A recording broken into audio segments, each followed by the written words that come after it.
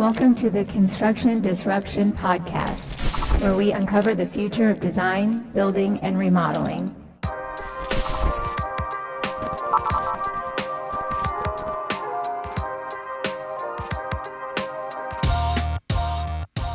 I'm Todd Miller of Isaiah Industries, manufacturer of specialty metal roofing and other building materials. Today, my co-host is Ethan Young. Ethan, welcome to the show. How are you doing?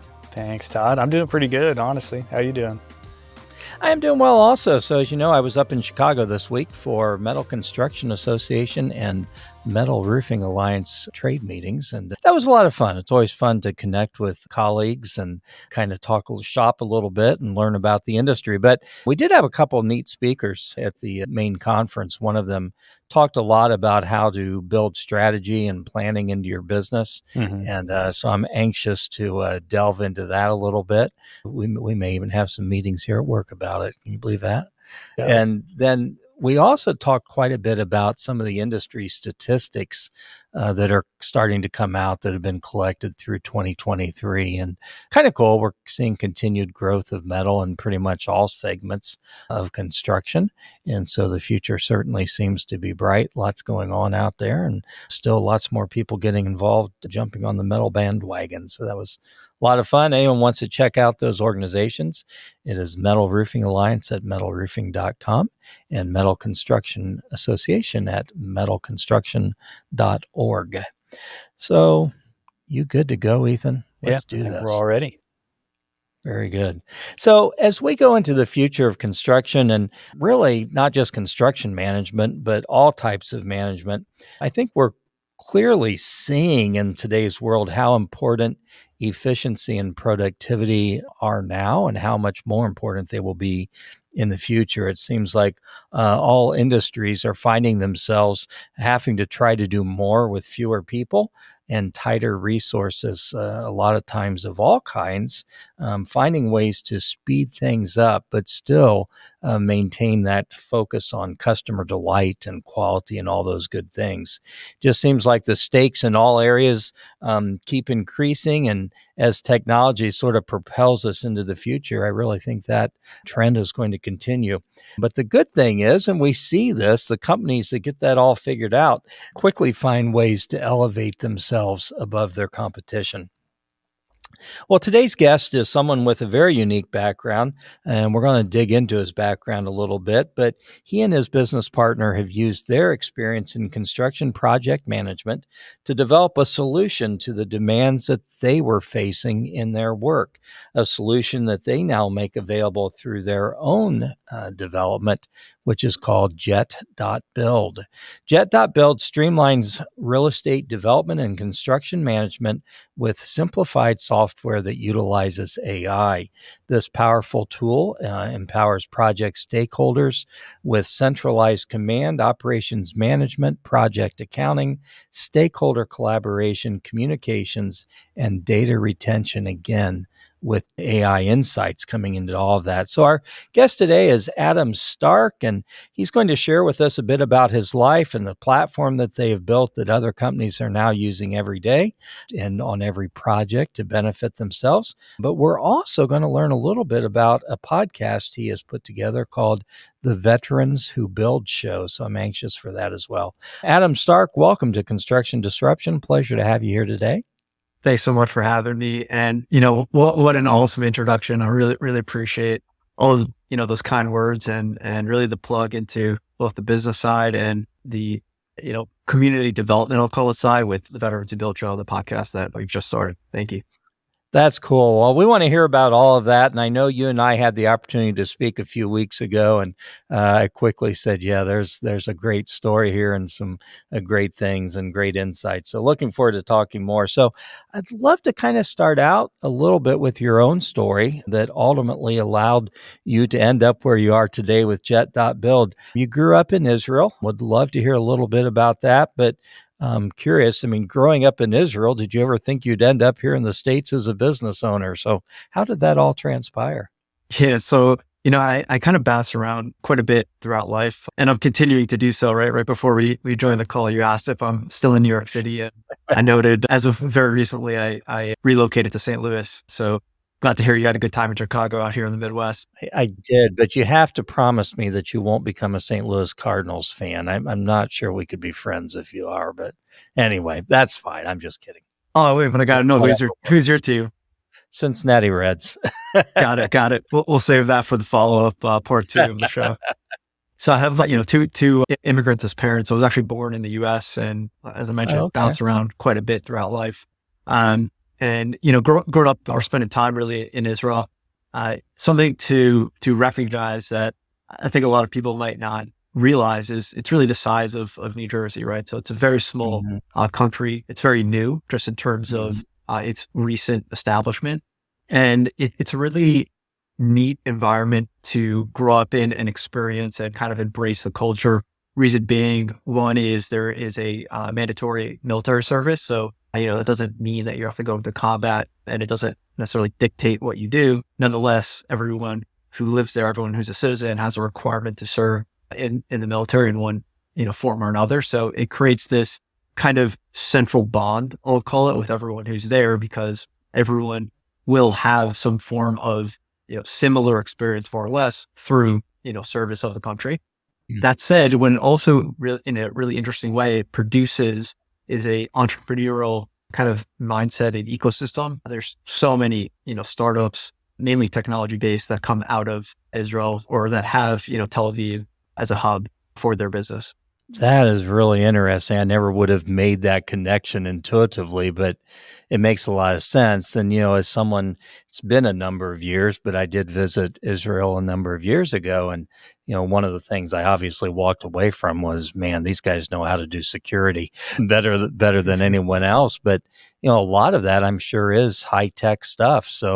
So young adults start serving at the age of 18 and they're getting introduced to those types of things. How long is the service, and, what did you do, and how did that time in the IDF? And by the way, IDF is Israeli Defense Force, which, we hear about in the news these days. And I think most US folks don't have a clue what that really means. They just hear it.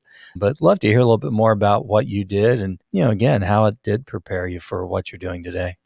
Absolutely. So they meaning the Israeli government system, have changed the requirement a few times over the past years. Also, since I served, and during my time, it was 3-year mandatory, meaning a 3-year minimal. Today, it might be a little bit different, a few months of difference, if so.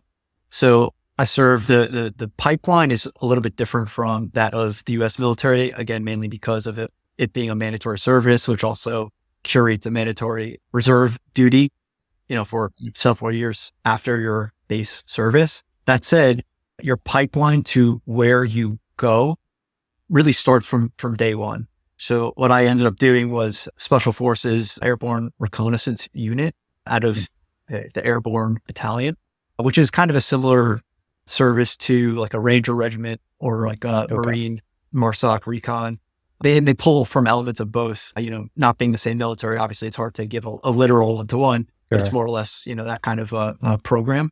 And like I mentioned, the pipeline is, you go for qualification. If you make it, you continue you continue in that path. So long as you continue to, excel and get good grades per se through that pipeline, then you make it to the unit. And if not, then you drop to a battalion or to, some other infantry position.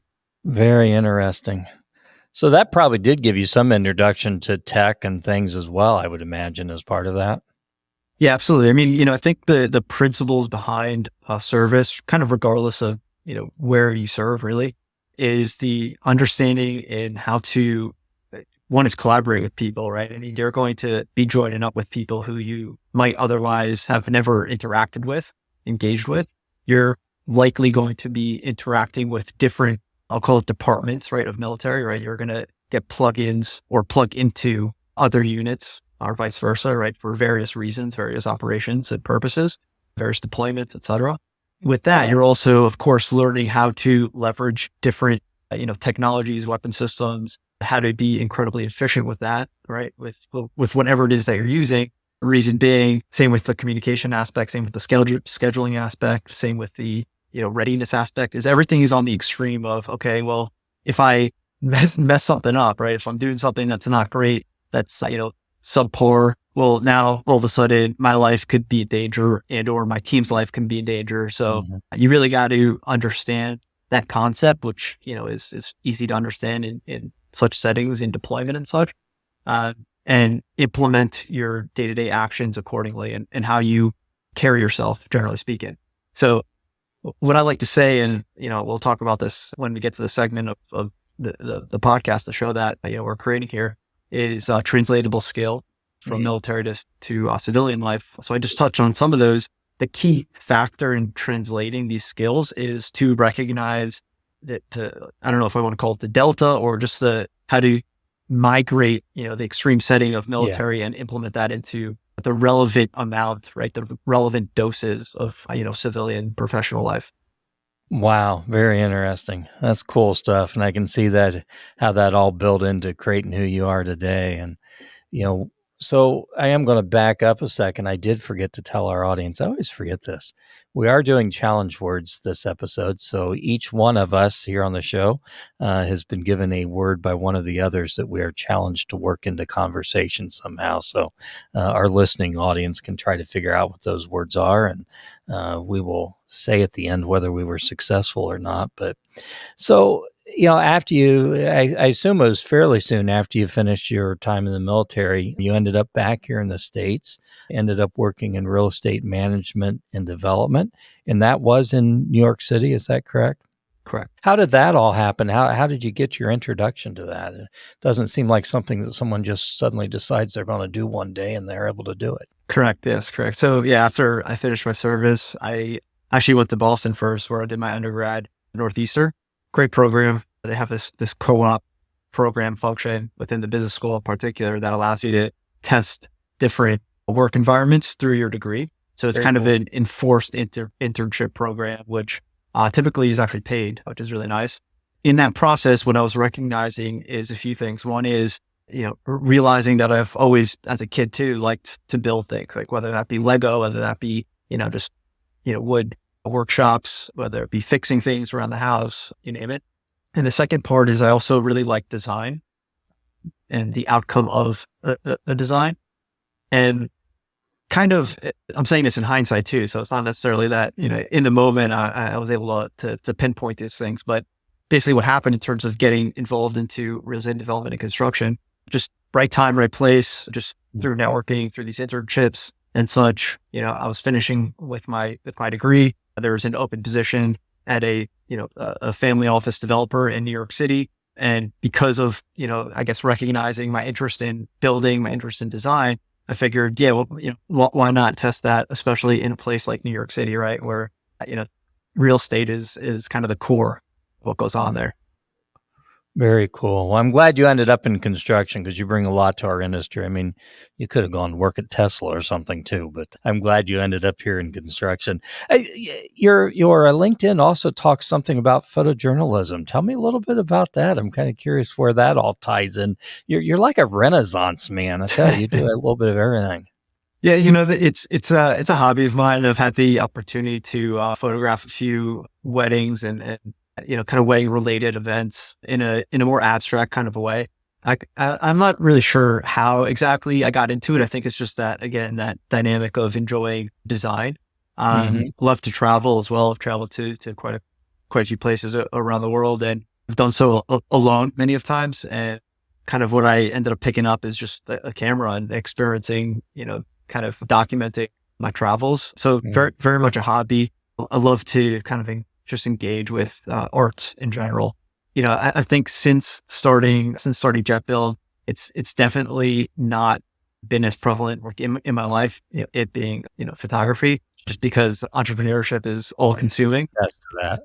Correct. But nonetheless, I always try to get back to the camera whenever I can, whether it be a short trip or just walk around the city. No. That's cool. That's a lot of fun. So as you started working with construction and development and redevelopment, what were some of the things that you saw? I mean, problems, challenges, inefficiencies that kind of drove you to envision and then to go about creating Jet.build? So if anyone is familiar with the dynamic of family office. I think particularly in the Northeast, I mean, I could be wrong, but I've just seen that so many times, just, by virtue of being in the ecosystem of real estate in the Northeast, is what you end up having is small internal teams building significant volume of construction, of development. And I bring that up in particular to say, I was thankfully and gratefully in this awesome position where I was exposed to really all of the dynamics that exist in, significant high-rise, mixed use, all types of development and construction projects. And in that position, in that scenario, I was kind of this point person representing the owner, working for the owner, but also sometimes self-performing. So hiring trades, hiring GCs, hiring design teams, hiring the administrative stuff, right, like insurance, expediters, collaborating with the lender as well. So really, information was having to flow through me, and then I would have to therefore delegate information in the best way possible. It didn't take very long to recognize that without a platform to manage all of these parties, right? I mean, that's a lot of people from a lot of different companies who otherwise are not connected outside of this project, right?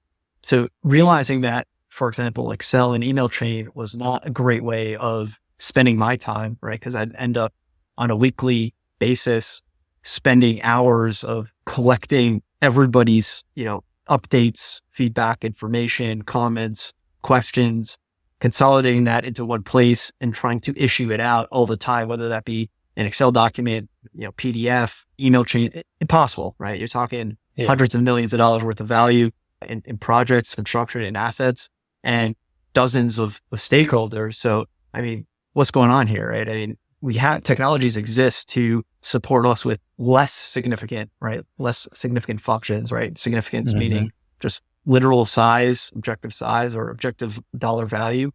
And that's when, of course, before, spending all of life building out a solution, first went to the market to see what existed, to understand, all right, well, what can we adopt to help us do our jobs better? Recognize the legacy products that existed in the market, got hit with the price tag, which quickly and immediately got rejected by the company I was working for. And my co-founder, a longtime friend, he's really a copy and paste version of me. He has the exact same story. Wow. And then that's when we just met up and said, all right, well, you know what? Why don't we just figure this out? Why don't we just solve for this rather than, continue on this path of email and Excel and wasting hours of our time, manual entry problems, lack of data retention, if at all, lack of data for life cycle of that asset, right? So for example, again, working for the owner, what happens at the end of a project, right? The data dump on Dropbox or SharePoint from a legacy product is not helpful for whenever an issue occurs on your asset, right? When it's operational, right? So, that's the data plug as well, right? How are we going to leverage data to help us on the life cycle of the asset, not only in the construction process? And that was the inception of Jet, which really in reality occurred because of, first and foremost, price point of existing legacy products. And second was also just the difficulty in understanding those products, right? We couldn't see the value in it against the price. I see so many people that will delve into, tech and an app or whatever, and they invest in it and they find it's just pretty overwhelming. I mean, you have to spend so much time learning it and teaching your team and then holding them accountable to make sure they're using it. So I love that you guys came out of, okay, we know the things that are too difficult sometimes. How can we make them simpler? So I'm curious that you talk a little bit about AI and how it works within your platform. Tell us a little bit about some of the things maybe that you're doing through AI to help your clients.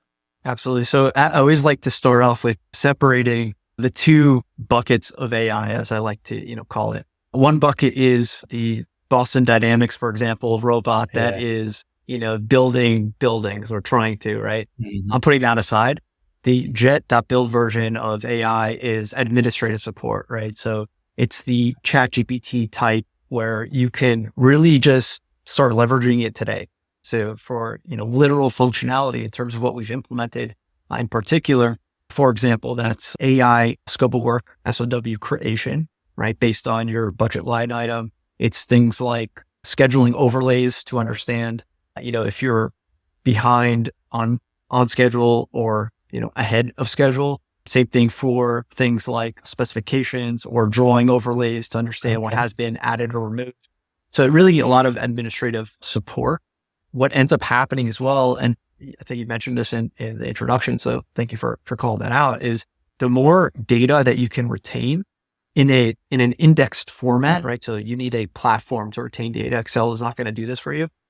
The more data you retain, the more insights, more reporting that can be produced in a AI capacity. So what could that mean? It's predictive analytics. It's just really reading, through your data and giving you an answer exactly like ChatGPT is doing, right? And it's doing that by consolidating amassments of data, reading it real quick for you and addressing whatever you asked it. So that's the kind of AI that we're focused on. It's funny. I mentioned earlier the meetings I was at this week, and the last time we met was just 6 months ago. And at those meetings, someone came and talked to us about AI and, even just Chat GPT. And, most of the people there, it was just, wow, they just blew away. They had knew nothing about it.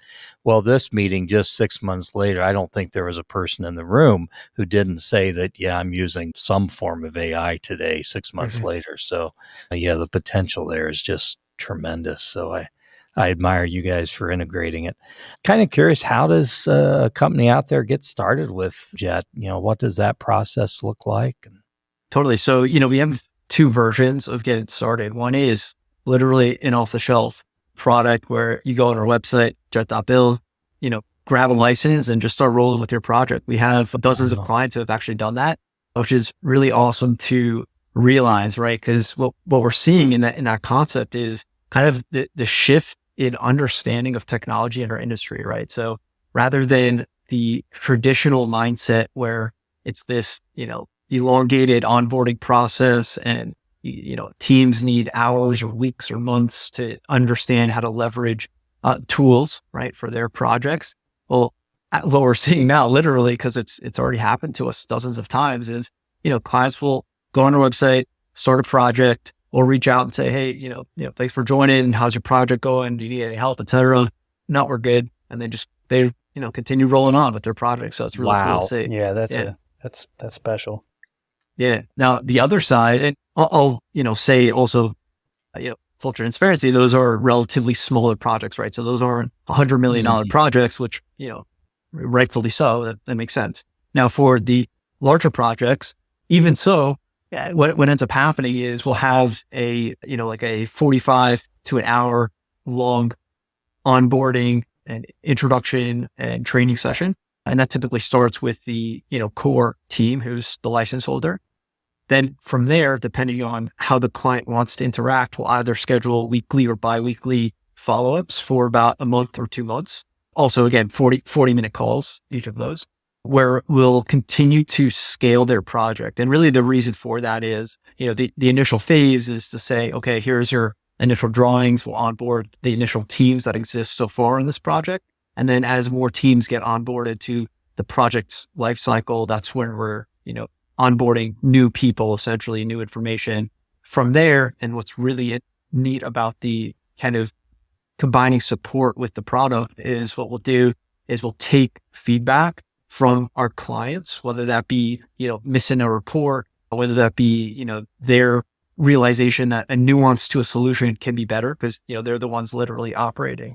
So we'll understand that as a team because again, our backgrounds are literally, my business partner is a civil engineer by trade. Both of us spent over a decade on construction sites. We literally ourselves coded the product. So when we encourage feedback and when we hear from clients, it's really easy for us to, one, envision, first of all, understand what they're saying, two, envision how it gets implemented on the product, and three, give them a real timeline of implementation, which, we range from like an hour to, the longest something has taken, I think, is 3 weeks, but really that's just because priority lists rather than actual time to implement. So people are really pleasantly surprised with, one, our, desire for their feedback, and two, the turnaround to implement that feedback. So that's really the two processes is, generally speaking, it's really an hour of onboarding because the recurring calls are usually with different teams. as they're onboarded to projects.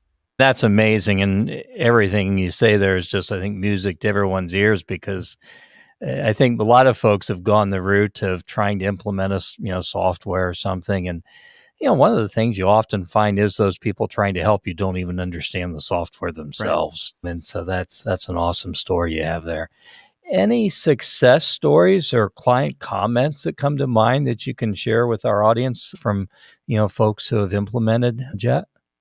Yeah, absolutely. So, I'll give it two different buckets of stories. One is really simplicity it's really what I was just describing, right? Simplicity of use and the support that we provide our clients, which is also, it's collaborative, meaning the client has to want to, engage with us so that we can support them better in their process. So we have some clients that I find this to be really neat where, we went through the typical onboarding process. They have a handful of projects that are all significant in construction value and volume.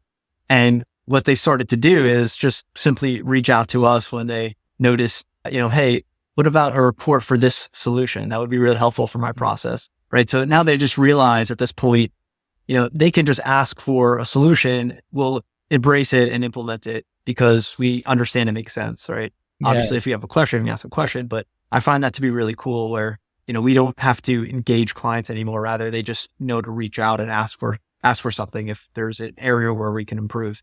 Now, the second piece that I find really, really cool as well, and this is going to be a hot take on industry, where, you have a lot of legacy products who claim innovation and claim technology, but they're also all consuming in budget, right? Their price points are egregious and they are compounding year over year. They audit accounts, et cetera, et cetera. So it's really tough for companies to innovate because they're locked up with their core product on one solution. So there are two clients in particular who have since, migrated off of those legacy products and onto Jet.build, which has freed up space in terms of, technology budget or, willingness to actually innovate and leverage other products. And we've, essentially provided them with the core platform, which is Jet, to go to the market, right? And absorb a few other solutions that were really helpful for them, like drone imaging or just, site image capture, generally speaking, AI for safety. So that's been really neat as well.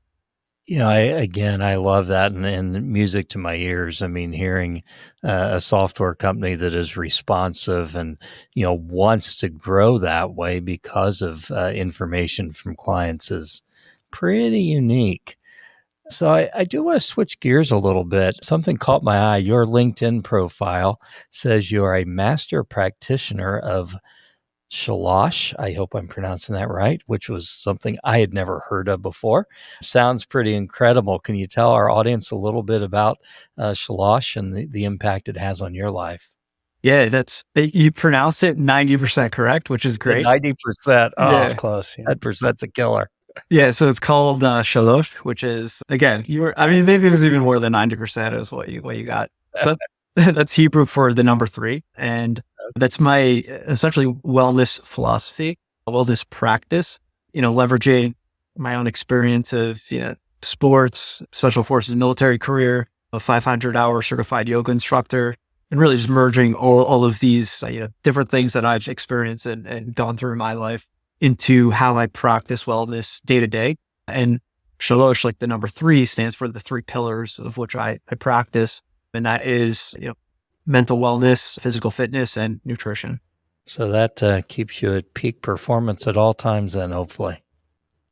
It does. And, what tends to, I don't even know how to word it, it tends to be missed is it's not easy. It's even for someone dedicated day to day, it doesn't mean that it's easy day to day.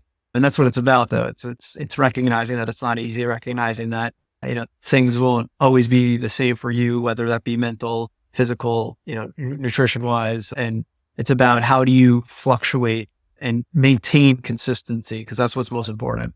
Mm-hmm. Do you find as you are able to consistently practice that discipline, whatever it might be in one area of your life, that it kind of allows you to do it in other areas also. I mean, it seems like an undisciplined life is undisciplined in all areas, and a disciplined life is disciplined in all areas. Is that kind of what you find also? Yeah, I mean, mind you, you're obviously asking someone with, a extreme per se perspective coming Sure. with military background. But Sure. I mean, I'm at a point where if I'm not able to commit at least some amount of time to my daily routine, which is, really the mental and physical element, I'll feel it. I'll feel it during that day in a negative way. So my answer is unequivocally yes. And it's really important to me and how I just function day to day. Very good. Well, I don't know where you find time for everything, Adam, but you also have a podcast, as we mentioned earlier, called the Veterans Who Build Show. Tell us a little bit about that. Yeah. So, I want to give a shout out to the Sean Ryan show. For those that are listening, if you're familiar with it, he's Sean Ryan. He's like a top 5 podcast at this point. I caught on to his show about a year ago, maybe a little bit less even. And I've been hooked on the stories. It's really just providing a platform for veterans to speak their life story. And it's been incredibly helpful for me to hear in a way that, I wasn't aware that this would happen to me by any means. However, just hearing other veterans talk their stories, their hardships, what they're doing, now, how they've gone through hardships, and realizing that I was applying that to myself, with things that I wasn't even necessarily like consciously aware of, which was, it's funny to say, but that was just actually what was happened to me, what happens to me when I listen to these stories. So that started, kind of like percolating in my head, right? I was thinking like, oh, this is interesting, like that this is happening to me.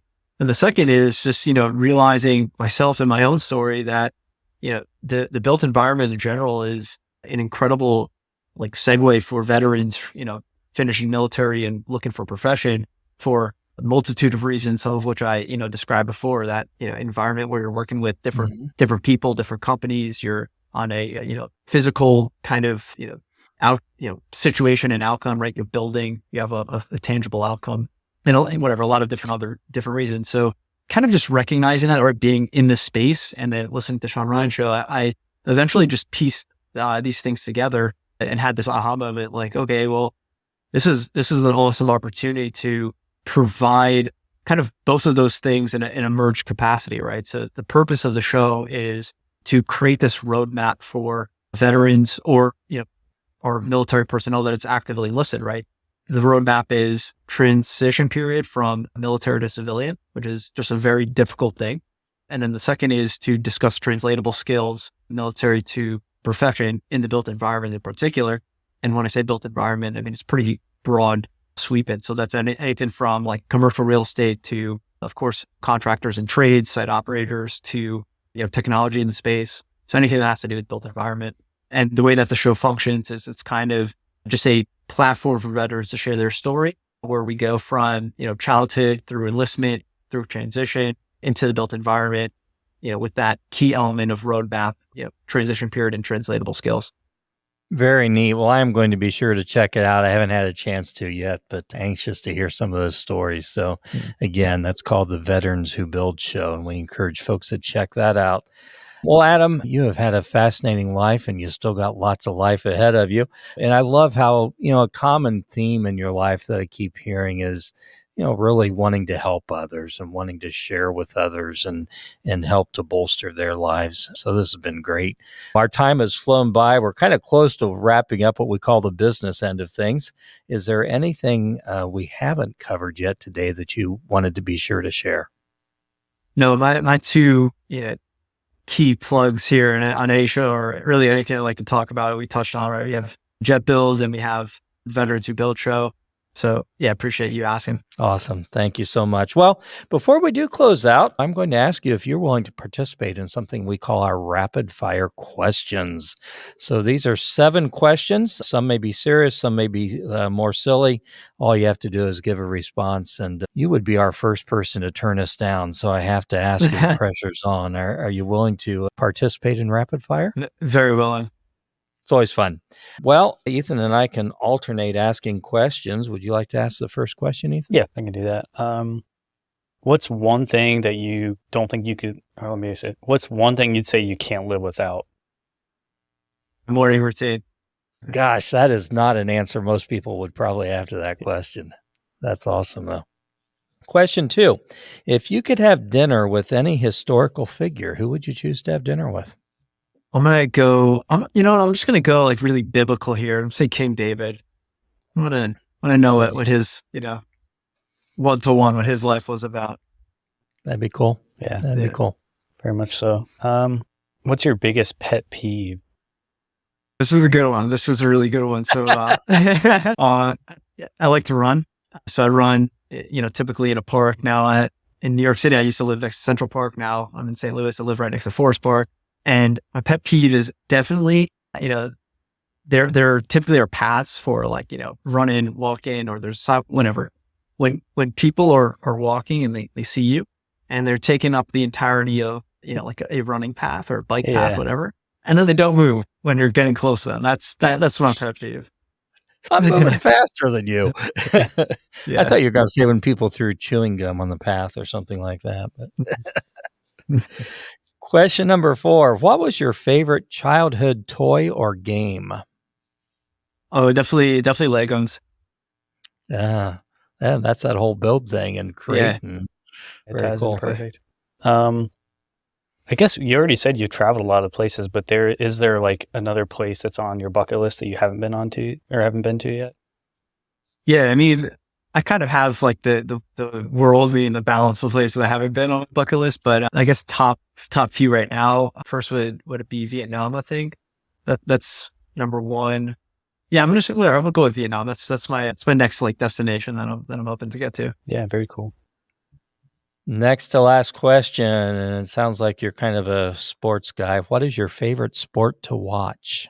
What's really funny is I used to be so, avid into sports, like watching everything that was going on. And over the past probably 5-6 years, I really just dropped off to like, all right, the back end of playoffs of sports. Mm. I love to physically go to really any game, any sport. I find that to always be just a fun environment, even regardless of the teams. Favorite sport to watch though, it would still be, and I think traditionally for me has been football. So American football. Okay, Gotcha. Cool. Good answer. Last one. Is there a product or service that you've purchased recently that's you've kind of been like, where has this been all my life? This is a game changer. That's a good one. Wow. I probably do have, oh yes, great. I got it. Is an Instant Pot. Okay. So what that is I like to cook most of my meals, and it's a pressure cooker. So it kind of, creates a static temperature in the entirety of the, device. So it cooks things quicker and with, one pot versus having, let's say if you're making like rice and meat and vegetables, you can literally just throw everything in there, press one button, and it cooks it amazingly. So that's definitely my answer. Nice. Good answer. And kind of reminds me, I have to talk to my wife. We'll have to get ours out. We haven't used it in a while. She's always kind of freaking out. I'm going to blow up the kitchen with it or something. Like, no, that won't happen. It'll be okay. Yeah, it'll be good. Well, thank you again, Adam. This has been a pleasure. Really enjoyed getting to know you and hearing about Jet.build and all the other things and your podcast and everything. For folks who may want to get in touch with you or to follow Jet.build and what you're doing there, give us some ways they can do that. Yeah, absolutely. So Jet.build's website is jet.build. So the .build is in place of .com, for example. So Jet.build for Jet. For me personally, I'm active on LinkedIn. You'll find me Adam Stark. Not sure what happens actually when you search Adam Stark, like if other ones come up, but if you see Adam Stark Jet.build, that'll probably work. And then the Veterans Who Build show is on, any platform that you're listening to for podcasts or content. So we're on, YouTube, Apple Podcasts, Spotify. And we also throw on shorts on Instagram and Facebook and Twitter. Very good. Well, we will put links in the show notes as well so folks can easily find you. And you were easy to find on LinkedIn also. So that would, again, just Adam Stark and Jet.build, and you'll find him. Well, thank you very much. It's been a real pleasure. Did any of us? Oh, I got my challenge word Yeah. in. Yeah. Did you guys get your challenge words in? Nah, I did not. Yeah, it was on my mind a handful of times. Each time it came up, I was thinking, I mean, this would just be too silly. Like I know when I had the opportunity, I realized I missed it though. But congrats to you. You win the word award. Well, I had the word Tesla that I was able to work that in. But Ethan, your word was that you didn't use. Yeah, mine was Windex. I want to do something with like the whole like maybe window washing or skyscraper kind of thing with New York, but I feel like that was just too much of a stretch, and then I couldn't figure out any other way to put it in. I thought maybe when you asked Adam if he, had discovered any new products, you'd say, I just discovered Windex the other day, and anyway, it crossed my mind. A few opportunities crossed my mind, but I had the same kind of like it's too much of a stretch. Just like, like a stretch to yeah. And Adam, your word was covert, right? Mm. See, you were so good at it, no one even knew it. So maybe I used it, maybe I didn't. There you go. That's been great. Thank you so much for joining us. Appreciate it. Thanks so much for having me on the show, guys. I really appreciate the opportunity to share, my story and what I'm working on through your platform. It means a lot. Thank you. Thank you. And thank you to our audience for tuning in to this very special episode of Construction Disruption with Adam Stark of Jet.build. Please watch for future episodes of our podcast. We always have great guests. Please leave a review on Apple Podcasts or YouTube. Until the next time we're together, keep on disrupting, keep on challenging, keep on looking for better ways of doing things. And don't forget to give back. Have a positive impact on those around you. Do whatever you can to just smile or encourage them. It makes a big difference in someone's life. So God bless and take care. This is Isaiah Industries signing off. Until the next episode of Construction Disruption. This podcast is produced by Isaiah Industries, manufacturer of specialty metal roofing and other building products.